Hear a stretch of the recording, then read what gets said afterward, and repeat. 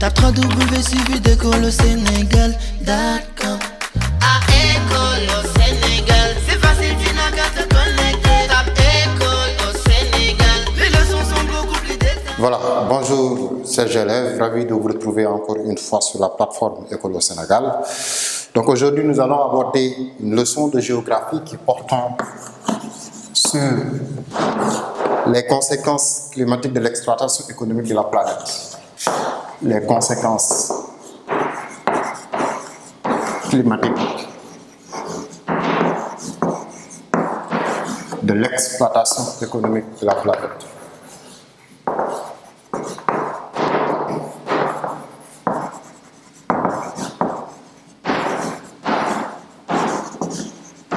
Alors, qui parle de conséquences économiques de l'exploitation de la planète, à partir de ce moment, on comprend qu'on avait fait la leçon sur la surexploitation des ressources. Alors, cette surexploitation des ressources a donné quoi aujourd'hui? Donc, c'est à cause de cette surexploitation des ressources qu'on parle aujourd'hui des conséquences climatiques de l'exploitation économique de la planète. Ça veut dire que la surexploitation des ressources a des fins économiques. C'est la raison pour laquelle on parle de ce que ces conséquences-là peuvent avoir, et notamment sur la vie de l'homme, sur l'environnement, sur les écosystèmes, sur la planète d'une manière générale.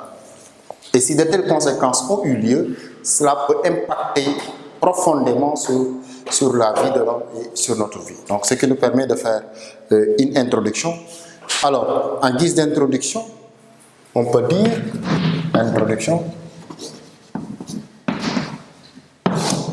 Alors, le climat est une succession régulière de types de temps à un point précis du globe sur une période d'au moins 30 ans. Ce climat, du fait de l'exploitation économique des ressources de la Terre, est fortement perturbé avec notamment la pollution atmosphérique, le réchauffement de la planète et la menace d'aridité. Parfois même on parle de pluie d'acide. Alors, à partir de ce moment, si on parle des conséquences climatiques de l'exploitation, on ne peut pas parler de conséquences climatiques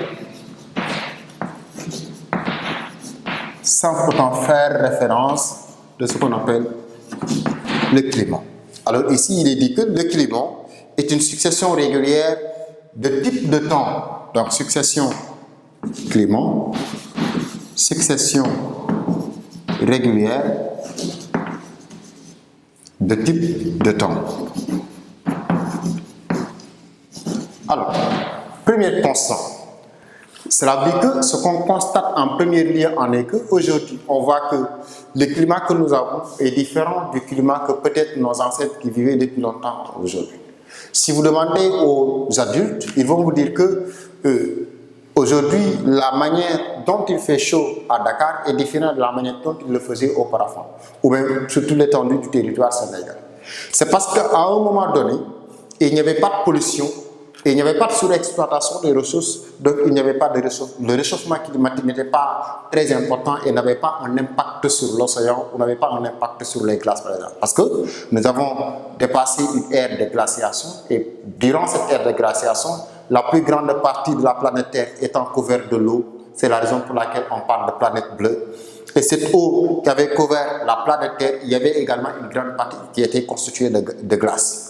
Et à cause des conséquences du réchauffement climatique, à cause de l'exploitation économique de l'homme sur les ressources de la planète, il y a la pollution de l'atmosphère.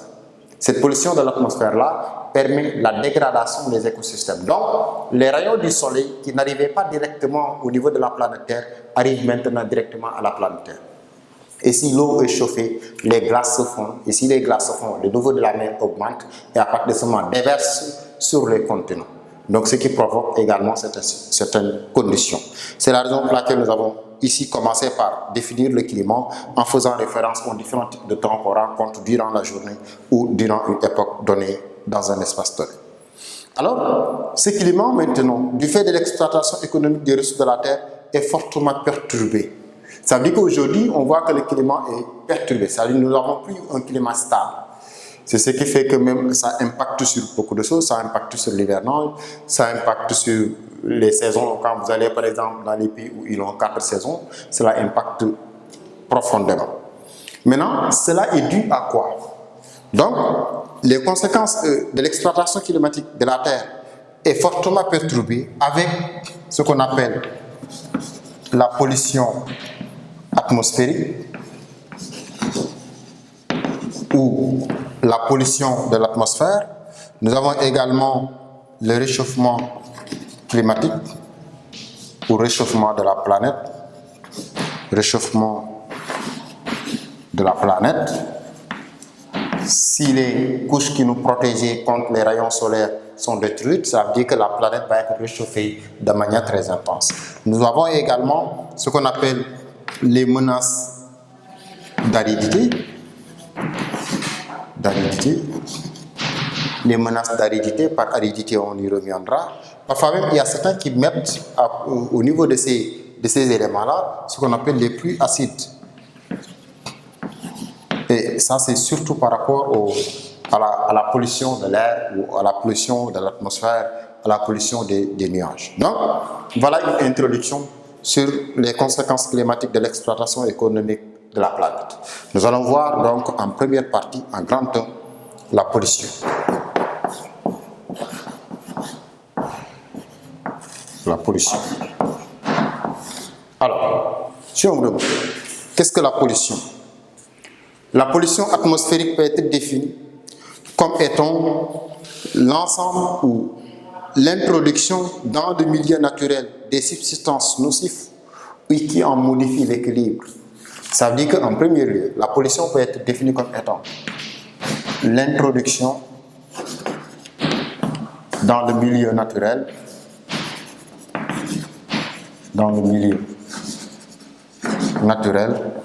de substances nocives.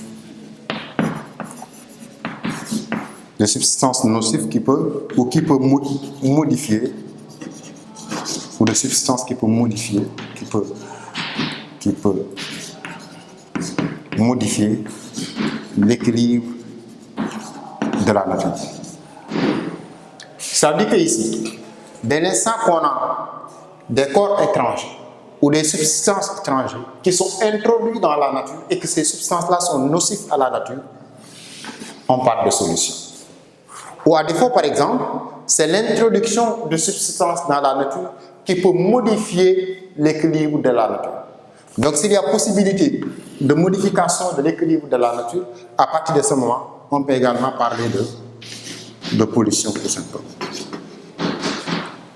On peut dire également que la pollution atmosphérique est le résultat d'un rejet dans l'atmosphère d'éléments nocifs. Cette pollution est liée à plusieurs facteurs. Ça veut dire qu'ici, on nous parle également de rejet d'éléments nocifs. Donc, rejet d'éléments nocifs. C'est-à-dire que ce sont les éléments que la nature ou que l'atmosphère, qu'on rejette au niveau de l'atmosphère et que ces éléments-là sont nocifs par rapport à l'évolution de l'atmosphère. Maintenant, nous avons dit que cette pollution est liée à plusieurs facteurs. Donc, les facteurs de la pollution. Parmi ces facteurs de la pollution, nous avons dit que les pollutions par fumée sont liées à des causes multiples. Les thermocentrales au charbon et surtout au fiel rejeté dans l'atmosphère, non seulement de la soufre, mais des quantités impressionnantes de soufre. Les automobiles peuvent également amener une pollution au moment des périodes de pointe dans la circulation. Il faut ajouter à ces menaces celles résultant de la pratique généralisée du chauffage au fiel et au bois. Ça veut dire que parmi les facteurs, il y a ce qu'on appelle, par rapport à ce qu'on appelle toujours le rejet dans l'atmosphère de fumée. Rejet dans l'atmosphère de fumée. On en a parlé tout à l'heure. Maintenant, c'est lié à quoi? À des causes multiples. Donc, c'est lié d'abord à ce qu'on appelle les thermocentrales.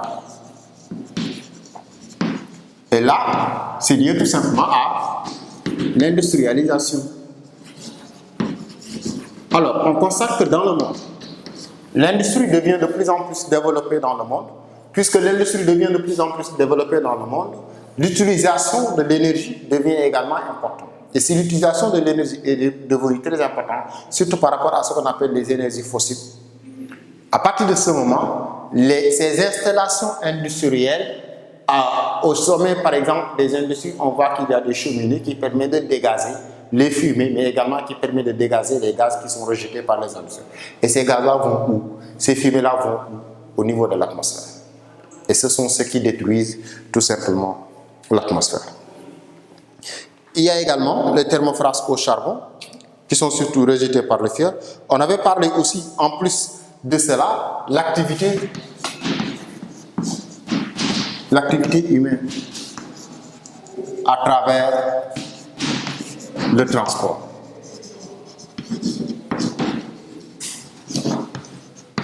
Les moyens de transport sont également des éléments qui contribuent à ce rejet de fumée dans l'atmosphère, les véhicules, surtout pendant les heures de pointe au niveau des circulations. Regardez par exemple Dakar, comment il est. Donc c'est la raison pour laquelle la région de Dakar fait partie des régions les plus polluées au Sénégal, parce qu'il y a une présence massive de ces moyens de transport-là, mais également de l'installation des usines, surtout à partir du port de Dakar jusqu'à la zone France et jusqu'à la zone industrielle. Dans tout cet espace-là, il y a des installations d'usines. Et ces installations d'usines permettent tout simplement le fait qu'il y a ces dégagements de fumée-là qui polluent l'atmosphère. En plus de cela, nous avons également parlé de la pollution de l'atmosphère, la pratique généralisée du chauffage au fioul et au bois, c'est-à-dire chauffage au bois. Là également, ça participe à ce qui permet de tout simplement polluer l'atmosphère. Toujours par rapport à cette pollution de l'atmosphère, tout à l'heure je vous ai dit que les pluies acides peuvent être considérés comme des éléments de pollution. Pluies acides. Alors, les pluies acides, c'est quoi? Ça veut dire que la vapeur d'eau qui se dégage à partir des océans ou à partir des continents vers le ciel, c'est-à-dire vers l'atmosphère, n'est pas polluée. Mais une fois au niveau de l'atmosphère, avec les dégagements, les rejets des gaz et autres, l'atmosphère est polluée. C'est cette pollution de l'atmosphère qui impacte les nuages. Et à partir de ce moment, si les pluies tombent, ça devient ce qu'on appelle des pluies acides. Et ces pluies acides ont un impact sur l'évolution. Ces pluies acides permettent la dégradation des écosystèmes,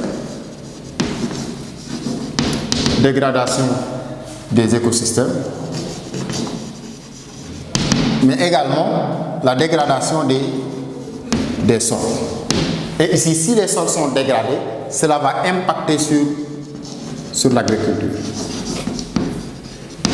Et si ça impacte sur l'agriculture, on peut également dire que ça impacte sur la vie de l'homme. Ça impacte sur la vie de l'homme. Parce que l'homme se nourrit de l'agriculture. S'il n'y a plus d'espace cultivable, s'il n'y a plus de terres cultivables, ou bien les terres cultivables que nous disposons sont détruites à cause des pluies acides, plus les autres menaces de la terre, là, ça fait défaut. Si ça impacte l'agriculture, donc cela va impacter sur la vie de l'homme, car les ressources en matière de consommation, les ressources alimentaires proviennent en grande partie de l'agriculture. Et si l'agriculture est menacée, donc la vie de l'homme est menacée. Donc, l'homme peut se demander, ou bien l'homme peut se poser des questions par rapport à son avenir si on continue de faire une exploitation économique de la planète sans pour autant prendre des mesures. Tape 3W suivi d'école au Sénégal.